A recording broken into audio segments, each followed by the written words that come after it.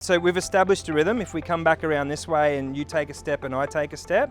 So the established rhythm is there, learner's taking a step, I'm taking a step, they're taking a step, and then what she starts doing is waffling on about something. Okay? So what we need to acknowledge is we all have this personal space bubble around us. So Tanya has a personal space bubble, I have a personal space bubble, and the steps that Tanya's been taking and the steps that I've been taking has established a rhythm between us. So if Tanya's waffling on about something, all I need to do is indicate something to move forward. So I just take a step. That there should be big enough for the learner to know to move forward. Okay? Maybe if it's not, maybe I take another step and then maybe I'll indicate with my words and my hand gestures to go, okay, let's move on. But you can do it without talking. You have to make sure that that's a respectful step and you maintain a respectful distance from the person. You can't not have any level of disrespect there on a person. All right, let's go pulling. So back around over here.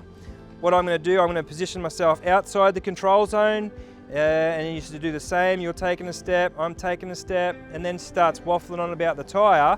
And what I'll do is she'll keep talking about the tyre. I'll come forward a little bit, like this. What's that indicating to the learner? To keep moving on. Another example of pulling is if the learner is going too fast and brushing over, is if I just stay fast, like I stand here. The further they go, the more likely they are to turn around and look at me. Because between us, that distance that was an established rhythm has gotten wider than it has before. You understand how important it is to maintain something that's the same, because if then there's something that's different, there's questions that need to be answered. Pinching is where we've established a rhythm walking around a piece of equipment. I'm basically walking and skirting, we're going this way. Learner's taking a step, I'm taking a step, and they miss something. What I'm going to do is I'm going to step inside the control zone and use my body positioning and my personal space to pinch the area between the equipment and my personal space. What you want is you want them to think more in that area. If I was to say, if this was the control zone and I was out of it and this was in it, I've indicated something different to the learner.